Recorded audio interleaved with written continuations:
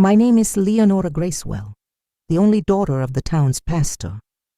I grew up as the example other girls were supposed to follow, the living frame of obedience, purity, discipline. I was taught not to raise my voice, not to question the scriptures, to smile even when everything inside me wanted to scream. And I smiled. For years, I thought that was enough. The faith they gave me was like a well-kept fence. It protected me, yes, but it also confined me. I was the daughter of light, they said. The one who inspired, who prayed beautifully, who sang in the choir with tears in her eyes. No one knew those tears came from somewhere else. No one knew that, even surrounded by brightness, there were entire nights when I stared at my bedroom ceiling and wondered why, if God was so present, my chest felt so empty.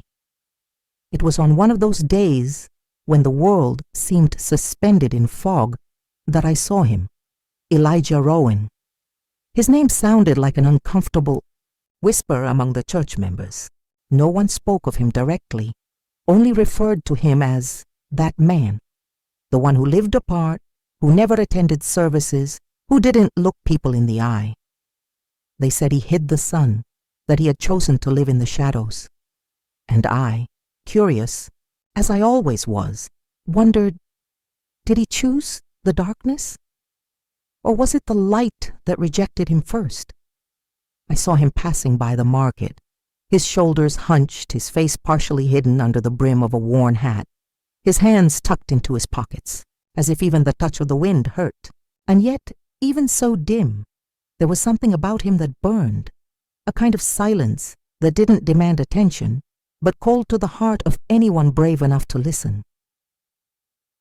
That night, I dreamed of him. It wasn't a romantic dream, nor one filled with spiritual revelations. It was just him, standing in the middle of a dirt road under a starless sky, and even without saying anything, I felt it. That man knew the pain of not belonging. For the first time, someone outside my sacred bubble seemed to feel the same as I did. Maybe that's why, in the days that followed, I began to look for him with my eyes, not out of defiance, but instinct. He appeared at the most unexpected times, leaving a sack of bread at a widow's doorstep, fixing the orphanage's fence without being asked, or watching the sunset from the hill where no one else went. He never greeted me, never tried to approach, but there was something in that safe distance, in that silent respect, that felt more sacred than many of the sermons I'd heard since childhood. I was still the pastor's daughter, still wore modest dresses, still prayed before meals, still said amen with my head bowed. But inside, something was starting to shift, and it all began with that man everyone avoided, who, without saying a single word, began to light up a corner of my heart I didn't even know was dark. The weeks passed, and with them, my curiosity turned into something deeper. It wasn't passion, not yet. It was recognition. There was an ancient pain in Elijah Rowan's eyes that felt too much like my own, as if we had both been shaped by silent expectations no one ever named.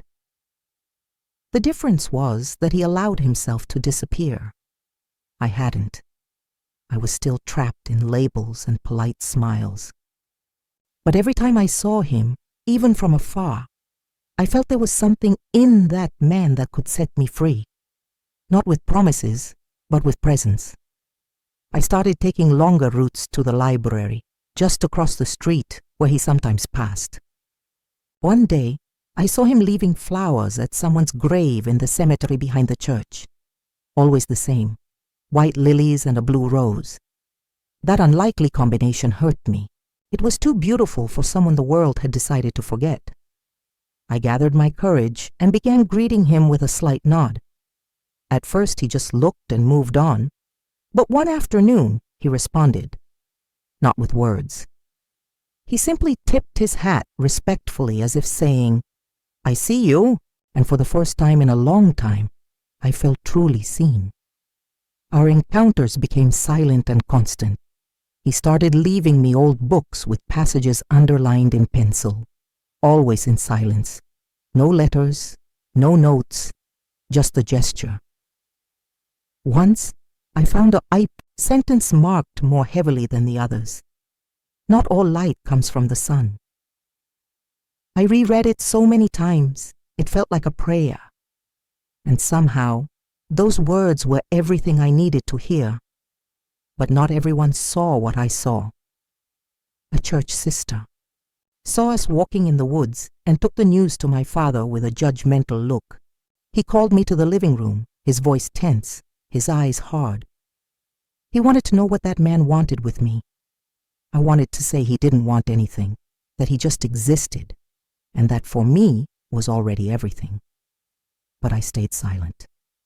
The faith my father taught me was made of certainties.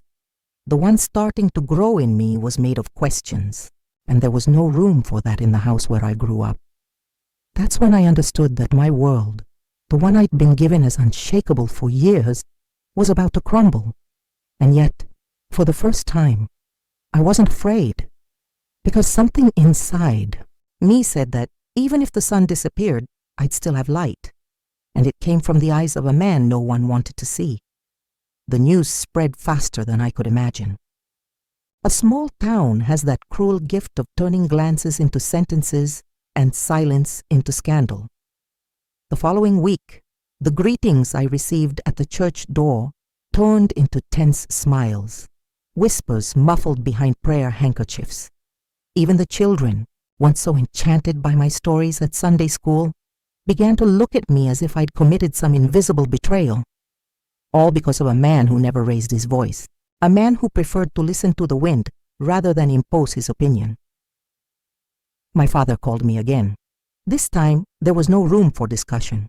He told me, with that firm calm that hurt more than any shout, that I was shaming our family, the ministry, the faith, that that man didn't have a clean past, that no one knew exactly what he'd done, but that he'd turned away from God, and that, in itself, was enough. I listened in silence, but my heart pounded. Elijah never told me about his past, and I never needed to know. Because everything I needed was there, in the present, in the way he treated time, the trees, the small gestures. It was as if he'd learned to live with reverence, not for rules, but for scars. That same night, I walked to the old shed where I sometimes saw him fixing wooden pieces. It was raining. My shoes sank into the mud. My dress clung to my legs, but I didn't care.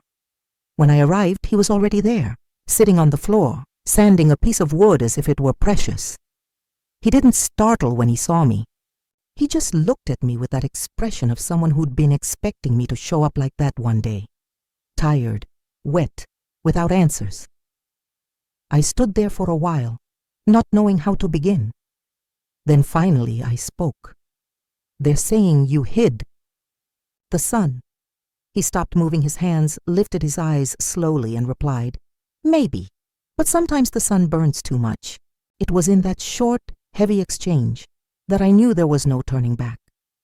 I could keep being the obedient daughter who followed the light of others, or I could learn to see with my own eyes, even if it meant walking in the dimness beside, someone who didn't need to save me, just be with me, and that's how the end began. Not with rebellion, but with a silent choice, to follow the light no one saw, because it came from him. After that night, something inside me broke, but for the first time, it was a good kind of breaking, as if I were finally shedding the version they expected of me to discover who I really was. With each day, I drifted further from the ideal daughter and closer to Leonora, woman, flesh, feeling, doubt. And it was in that space between who I'd been and who I was becoming that Elijah became a presence. He never demanded, never pressured, never tried to shape my faith to his ways. He just was. And that being filled more than any sermon I'd ever heard. We started meeting more often, at first always in places where no one would see. not out of shame, but for preservation. He understood the burdens I carried, my father's name, the respected surname, the role I'd been, given without asking. Elijah understood because he carried his own burdens, the ones no one saw, but weighed just as heavily. I learned he spent his nights carving small wooden figures, birds, clasped hands, waning moons. Each seemed to hold a part of him he couldn't say. One night he gave me one, a sun split in half but with roots growing through the cracks. He said only, sometimes it's in what breaks that life sprouts. I began to understand that Elijah hadn't turned away from faith. He'd just unlearned to trust the versions of it that hurt. He told me about a brother he'd lost, a guilt that wouldn't let go, promises made by others and broken on his shoulders. And yet, there he was, planting flowers in gardens no one saw, delivering bread where it was needed, listening to the world as if he were no longer in a hurry. But the town doesn't forget easily. One day, as we walked along a hidden stretch of the lake trail, we heard voices following us. Two men from the church, respected leaders, men who, on the outside, were always light. They stopped in front of us with heavy eyes, sharp words, and the question that hurt me most to hear. Are you being a light or a stumbling block, Leonora? I was speechless. Elijah just held my hand, and in that firm grip, I understood that the answer wasn't theirs. It was mine. And more than that, it was about who I wanted to be. Not a lamp that shines out of obligation, but a flame that warms, even if it's not seen. From then on, we could no longer hide, and I no longer wanted to. Because the light he gave me wasn't the kind that shines for others to see. It was the kind that let me see myself truly for the first time. The days that followed were like walking on thin glass. Each step taken beside Elijah seemed to crack the foundations of my old life. Invitations to church events stopped coming. The women who hugged me after services began to avert their eyes. Even my mother, always so reserved, started praying louder during dinner as if her words could bring me back to the tamed version of myself. My father didn't say much, but his absence was louder than any sermon. He didn't ask where I was going, but he knew. His Bible stayed open more often on the table, with verses about obedience and honor underlined. It was as if he were trying to preach lessons without looking at me, and I understood his pain, but I could no longer carry the weight of the holiness he expected of me, because beside Elijah, I was discovering another kind of faith, one that breathed, that didn't judge, that accepted silences and flaws as part of the sacred. One afternoon, as I helped Elijah plant new wildflower seedlings in the back of the abandoned lot he'd been tending, I asked why he did it. Why put so much beauty in a place no one saw? He looked at me with that calm only someone who's learned to live outside of time has, and said, because the world already has enough beauty where there's an audience. I prefer the places no one wants to touch. And that broke me inside. But the world around us gave us no respite. The accusations started circulating in the form of public prayers. During services, preachers threw veiled remarks about wayward children, companions of the dark, false lights that confused the chosen. And though no one said my name, everyone knew. One Sunday, my father took the pulpit and said, his voice breaking, even the children of light can be charmed by the shadow. I was sitting in the second row, and in that moment my heart shattered into pieces too small to be picked up there. Elijah knew. I don't know how, but he knew. He didn't demand words from me. He just offered silence. And there, among the branches of the trees where we met, in that corner forgotten by all, he started telling me everything.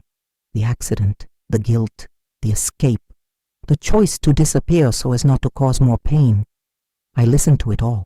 I cried for him, but I cried even more for myself, because there, I understood that he hadn't hidden the sun. He just learned to live after his stopped rising. And that's when I made my choice. Not out of impulse, but out of certainty. I wasn't going back. Even if it meant losing everything I once was. Because beside him, I wasn't the pastor's daughter. I was just Leonora. And for the first time, that was enough. The consequences didn't take long. What had been whispers turned into confrontation. My father, this time, spoke without mincing words. He said that as long as I kept any tie to Elijah Rowan, there'd be no place for me in the house where I grew up.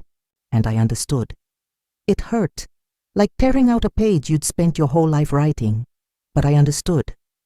There was a breaking point that, once crossed, you don't come back from. And I crossed it. I packed light, a small suitcase, and a heavy heart. I left without shouting, without drama, just with my mother's gaze following me to the door. A look that mixed fear and love but didn't try to stop me. Elijah welcomed me without words, as always. He placed my bags in the corner of the small room with more care than any words of welcome could express.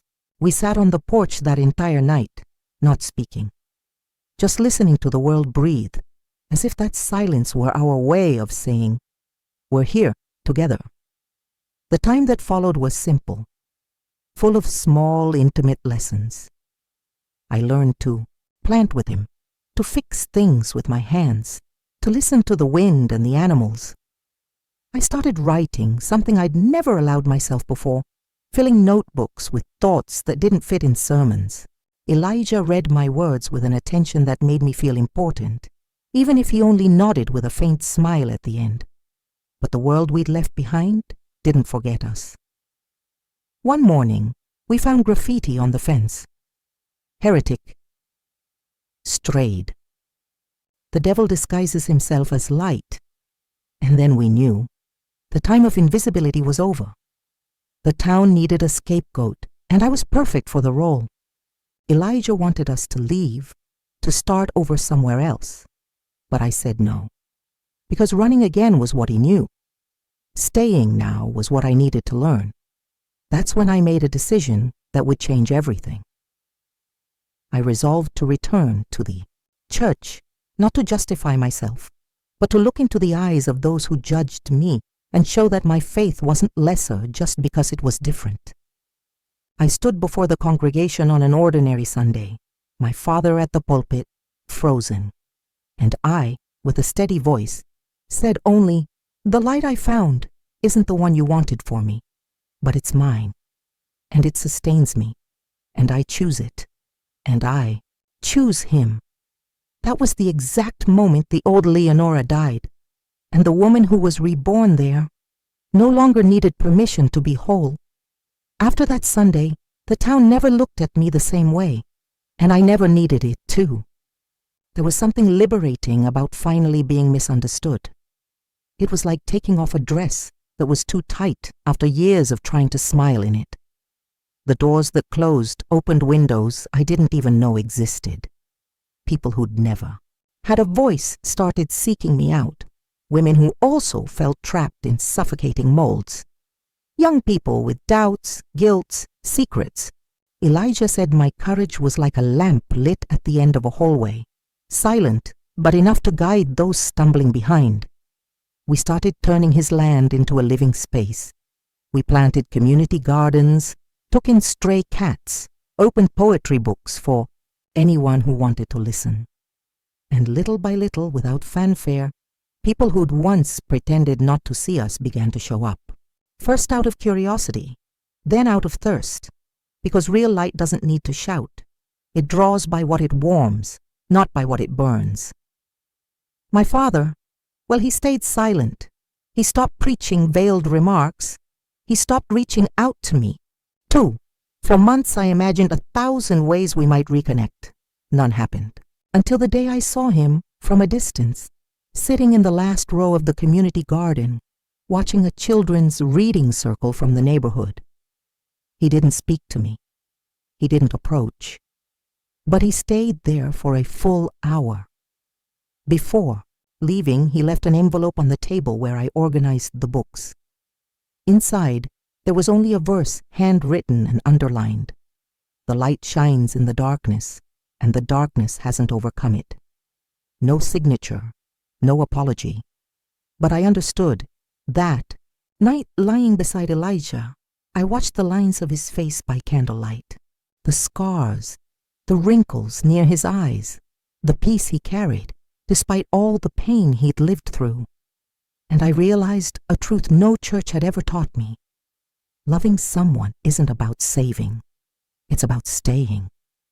And he stayed, even when everything around us told us to back down. And there, in that calm and simple moment, I understood that he had never hidden the sun. He had just kept it for the days when someone, at last, knew how to look with their heart. And I knew. Time, when lived with truth, passes differently. It was no longer possible to count the days by church calendars or town events. Time with Elijah was marked by the sprouts that grew in the earth, the mornings when silence was enough, the nights when our fears were shared in low voices, almost like prayers. And yet, life, with all its delicate beauty, still knew how to test the resolve of those who choose to stay. It was in late autumn, when the leaves covered the ground like a veil, that Elijah fell ill. First came the persistent cough, then the fever that wouldn't break, and finally, that look that once held the world began to fade little by little. He resisted as he always did, without complaining, without asking. But I knew by the way he held my hand tighter at night. I knew by the long pauses between one sentence and the next. I knew because I started to feel fear, the kind of fear only felt by someone who's finally found a home in another. I tried every resource, town doctors, natural therapies, old recipes, but Elijah always smiled faintly, like someone who'd already made peace with his own end, not out of giving up, but out of acceptance. "Don't mourn the darkness, Leonora," he told me one night, his breath weak. "It was in it that I saw you for the first time." Those words broke me and held me up at the same time. Even sick, he insisted on reminding me of the light. He said everything we'd planted in that small plot would live beyond him, that the books would still be read, that the flowers would still bloom, that my courage, the one he saw before I did, wouldn't die with his departure. And when the town, which had once turned its back on us, learned what was happening, something strange and beautiful happened. People started coming. Silent, respectful. Some brought soups, others plants, others just sat outside and listened to the breeze. Elijah, even weak, smiled with his eyes. It was as if he saw the world at last, recognizing what he'd always been, light, just a different kind. And I stayed, not with heroism, but with love, with surrender, with the certainty that, even if his body faded, the light he'd kindled in me would never go out. Elijah left on a serene morning while the sun hadn't yet fully risen.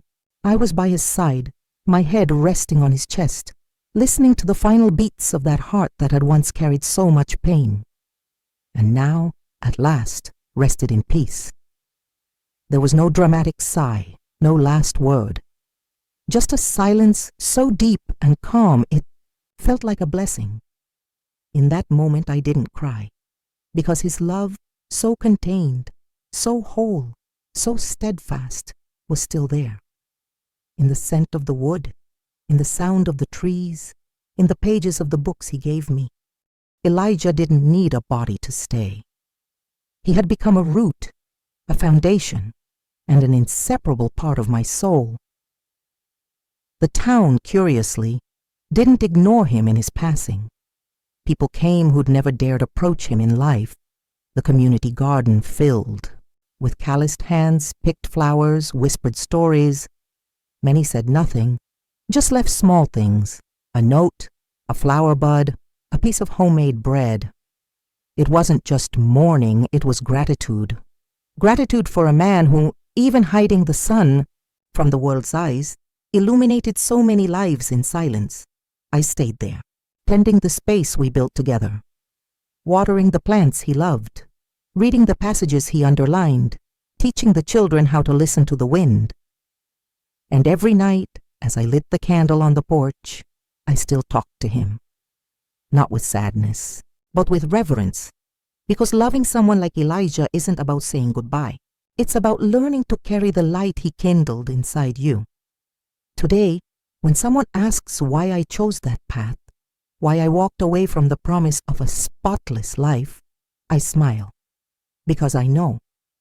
I saw the light no one wanted to see, and I chose to follow it. Elijah taught me that the truest faith doesn't need stained glass or microphones. Sometimes it lives in the silence of a man who loved so much. He chose to hide so as not to hurt anyone else. And even then, even there, even dimmed, he was the sun of my life. Years have passed. The world has turned. Faces have changed. But that small piece of land we cultivated together remains alive. It's become more than a garden.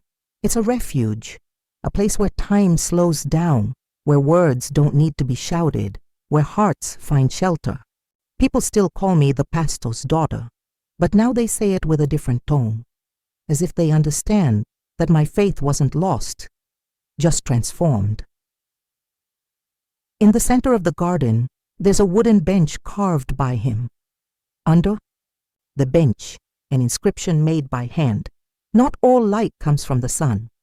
Sometimes I sit there at dusk with a cup of tea in my hands and my eyes turn to the sky. And I think of him, not with pain, but with gratitude, because I loved him and I was loved, not for who the world said I should be, but for who I was in my entirety, flaws and truths. And if loving someone is letting them live forever, then Elijah never died.